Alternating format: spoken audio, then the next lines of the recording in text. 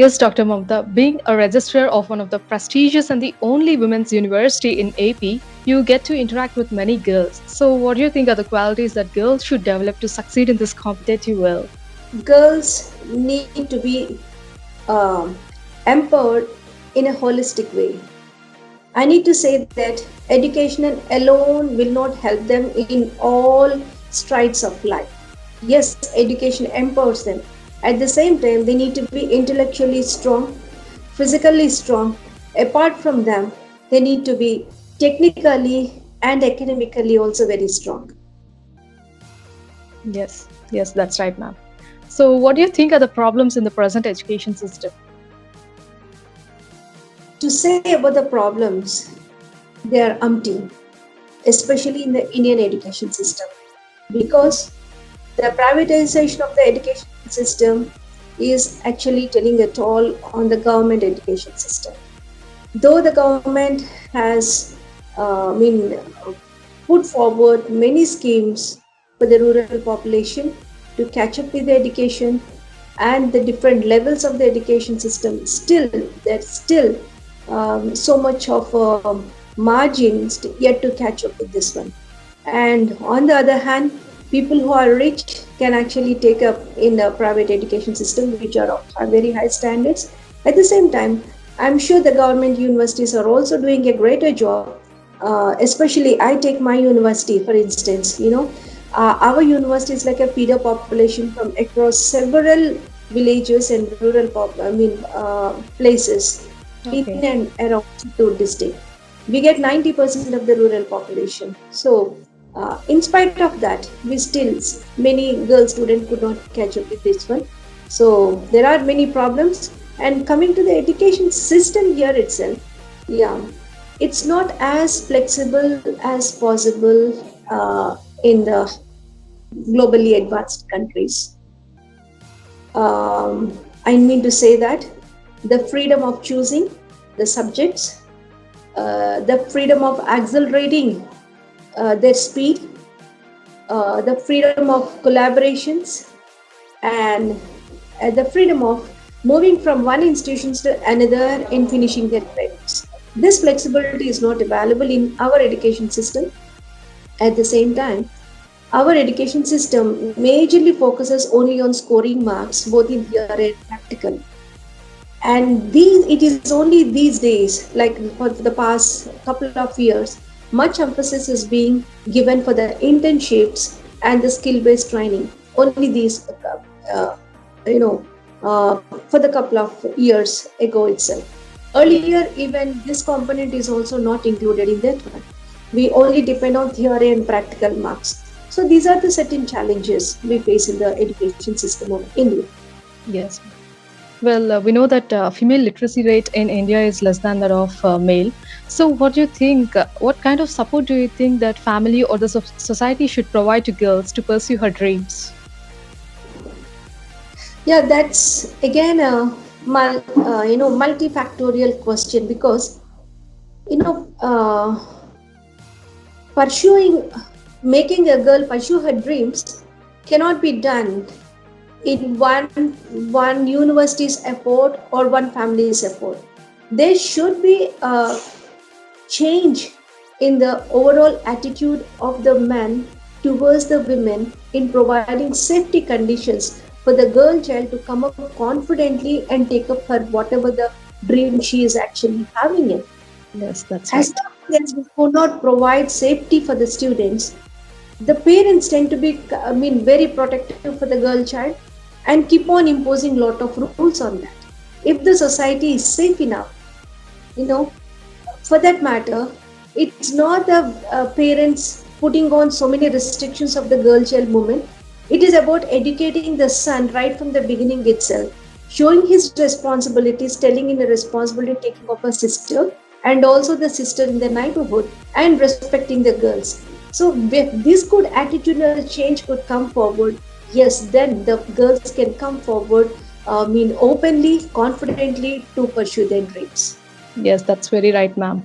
Well, being a registrar, you'll be having a lot of works, and you're also an author. You wrote almost 5 books, and you keep conducting workshops, attending conferences. So, Can you tell us how do you maintain this work-life balance? Thank you. This is a very challenging question every woman Yes. faces, both in professional and also in the personal life. The first thing is the cooperation from the husband. And as long as the husband cooperates, the women can achieve many things. My husband is also a principal in the neighboring university, SP University. He understands my challenges, my time demands of my profession, and so he helps me. Basically, he gives me peace of mind, whatever jump to do this one, that one, balancing with my kids' education, their sports career, their exams, their career, their challenges, and my university needs. In all these things, women can balance, but at the same time, a family support is so much required here.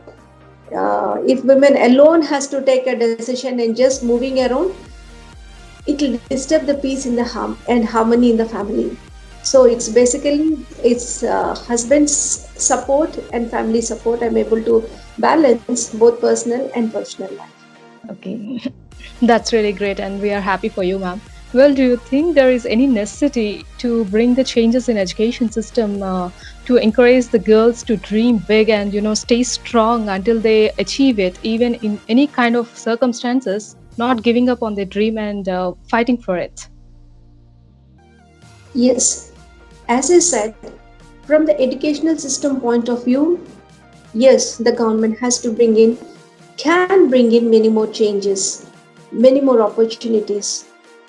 At least till the literacy rate is equal, because there is at least 30% disparity between the female literacy and the male literacy rate. At least till the rates are equal, there could be certain changes the government can bring forward, encouraging the girl student to take up. That's one thing. At the same time, the attitudinal change of the sons towards their daughters need to be changed. Towards the daughters, everyone's daughters in the society. If that can be done, so I assume that challenge should be done right from the family level itself, right from the a son is born to the parents. They should try to inculcate a kind of responsibility towards the girl child in the family and also in the neighborhood. So if this could be cultivated, you know right from the family and larger to the society, at the same time government schemes coming up more encouraging girl for coming forward to take up the education and taking the schemes or the welfare schemes into the reach of the grassroots level of the villages, then I think this can be met. We can balance with achieving a equal literacy rate and equal opportunities. At the same time, instilling confidence in the women, that actually makes a lot of difference. People are educated, people are skilled. At the same time, lack of confidence, they could not aid their problems, discuss their problems openly, because they always think, what will others think of me? What will somebody will corner me, or somebody will think that I'm this kind of girl. See, a lot of inhibitions, more amount of inhibitions of the girl. So if you could instill confidence, yes, I can go forward. This society accept me if I go forward. The society accept me if I take up the challenge. So if that kind of confidence is given in every girl, we can see we can see a lot of change in the educated girls. But at the same time, that confidence need to be given for the girls from the backside also, from the backward also. So that at that point of time, we can say that they can aim to, make their dream succeed. Yes, that's very right, ma'am. Well, what do you think is necessary, the marks or the skills? Because these days we find many students, getting depressed or giving up on their own lives due to their academic results. Yeah. Um, as I already explained to you a little bit earlier, marks in theory and practical doesn't at all help a student to flourish. It's Yes. because the Indian education system basically concentrate on these things. We grossly neglected the other point of view. Because of my international exposure, I too realized that marks and skills will only constitute 60% of what they are. The remaining 40%, 20% goes to their extracurricular, and 20% goes to what they are and how they can make themselves useful or beneficial to the society, and how well they connect with the society. Even in global institutions, and or institutions of highly developed countries, they have distribution of marks in all the four ranks, let alone the Okay. theory skills. It is the participation in all the extracurricular activities, and it is also the participation in the societal responsibility activities, like doing charity, involving in doing in voluntary work, or in a developmental activity of the university, or I mean involving themselves with the what do you say? You have some communities, elderly communities. Certain communities are there in US. So these students volunteer themselves, get into their communities and help them. It can Okay. be a hospital, it can be an NGO, it can be a with the government or with the municipality, it with the charitable work, with the food distribution. It can be a grocery store helping charity, anything. See, they issue some credibility, number of hours put in helping them, number of hours putting in doing a charity work, or doing disasters, volunteering themselves in disaster management. So in all these things, these add a lot of credibility for the students to for the scoring purpose. So as long as these four components are taken into account for a student's growth, that will actually make a student very optimistic, very progressive, very holistic. Because theory marks and skill marks or the practical based marks says that that's for you to develop. So how will the Yes. society get benefited? The Yes. society get benefited, that can be valued or evaluated or scored by means of your involvement. So that hours, number of hours you put in every week matters. How well you connect your society, how well you apply your knowledge to the society, that makes you very defined and holistic. So these necessary changes need to be done, and I'm happy that our university made necessary changes. We have inculcated an industry oriented training program in every course. That's one part of it, and we give credits for that. In addition to that, we give extra credits the way they involve themselves in the societal programs. And Okay. we also give them a choice for the fast learners too. We are working on it. So we are making necessary changes in the curriculum so that an holistic development of the student can be achieved.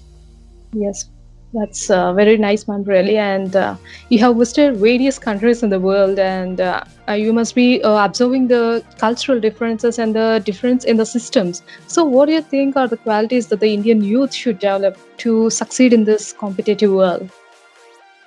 Yes, the best part of my career is my work experience in US, Thailand, and Malaysia.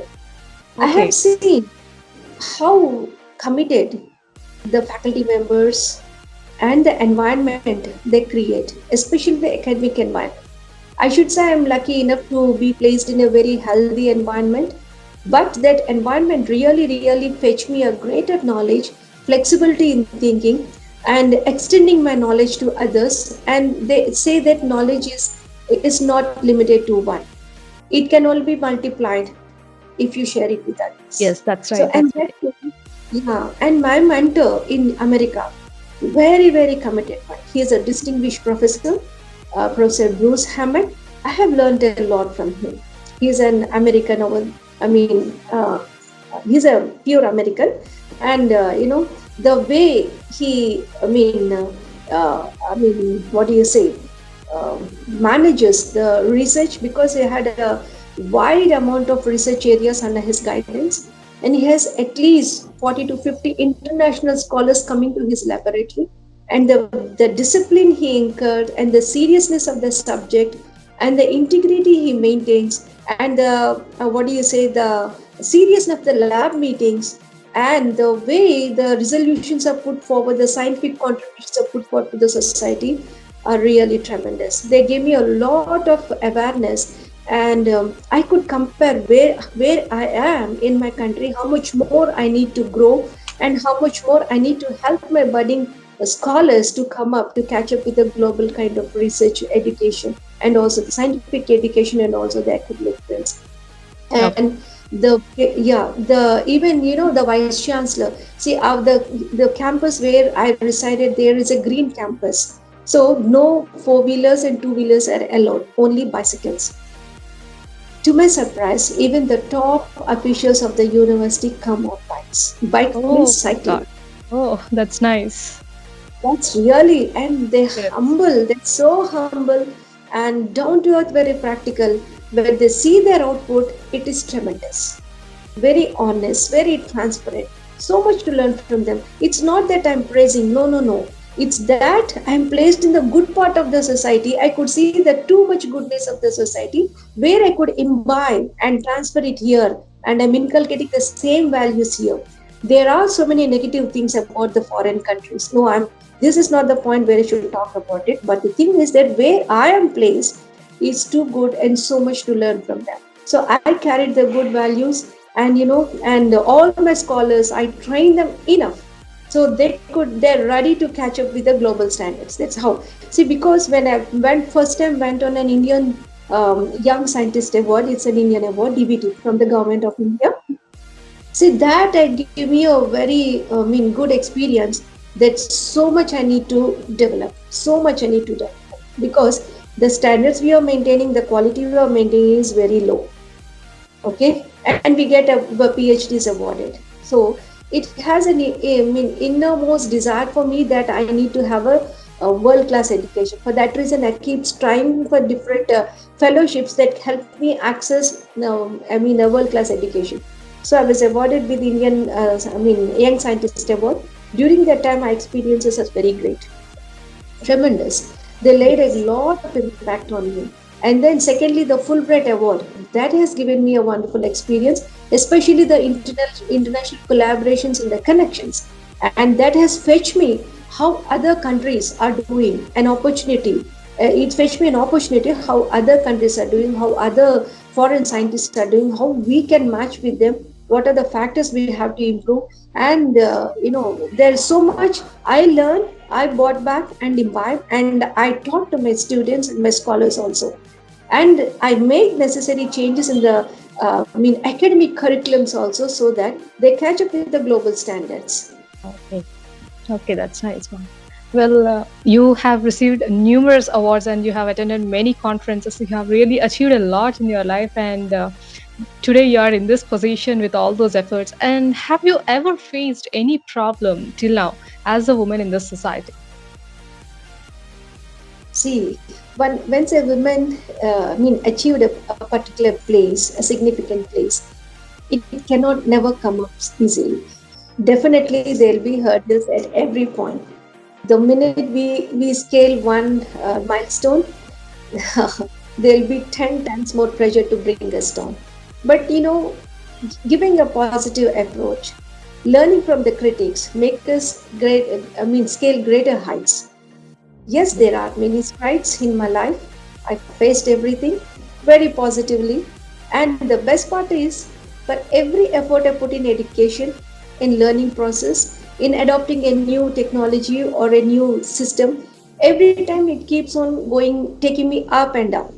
I never had a regret that learning this is unnecessary or learning that is unnecessary. Every effort I put in education had took me up.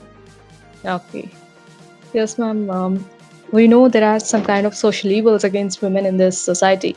And what do you think are the steps to be taken, to decrease, to minimize them, be it on part of government or be it on part of youth? So, what are the steps to be taken?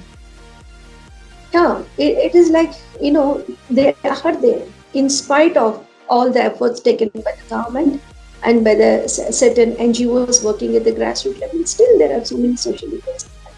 It is about, an educated woman, empowered woman, connecting to the society will bring it about awareness, create awareness about the women, what to do and what not to do, how to handle such kind of situations. This kind of awareness will definitely help the women to curb the evils. Knowledge, the scientific understanding, an explanation or a justification about the happening or an explanation about the eventualities that are coming up from a particular evil. So explaining to them, making them understand that definitely people can be aware and they can we can make them overcome such kind of evils happening in the society. Okay, ma'am. Yes, finally, what kind of advice you'd like to give to students?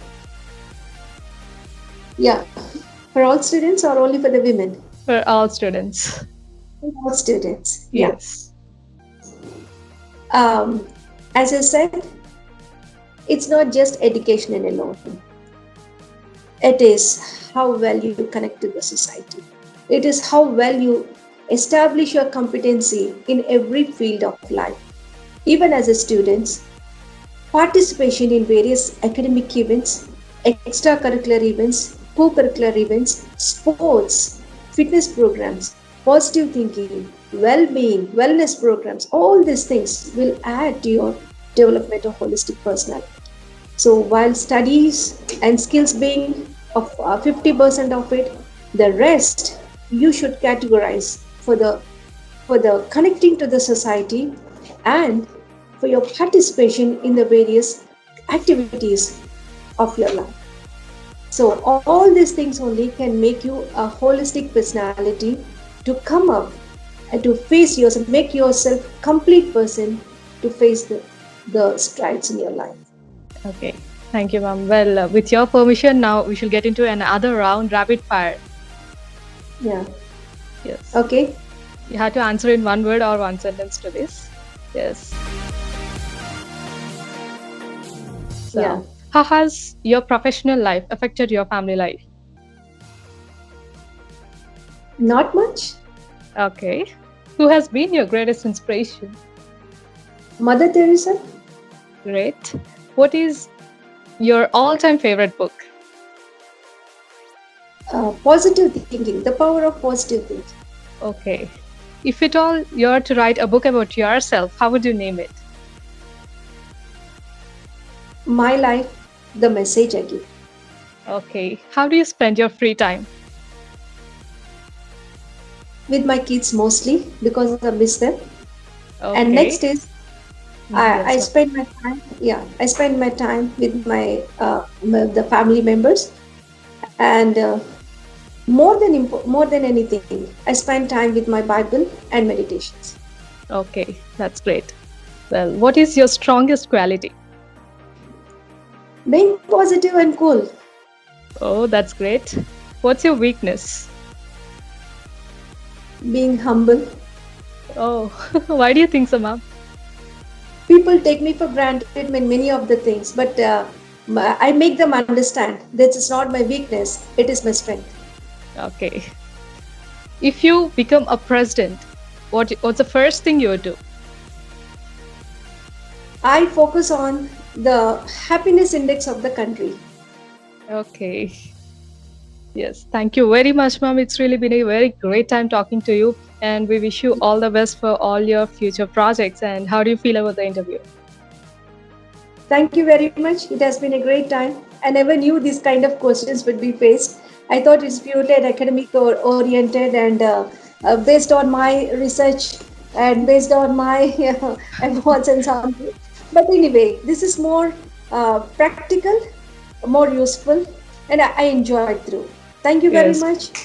Thank you, For ma'am. giving me this opportunity. Yeah, Thank you. great It's time our I had. pleasure to have you here, and I'm sure our viewers are going to learn a lot from your interview. Thank you once again, ma'am. Right.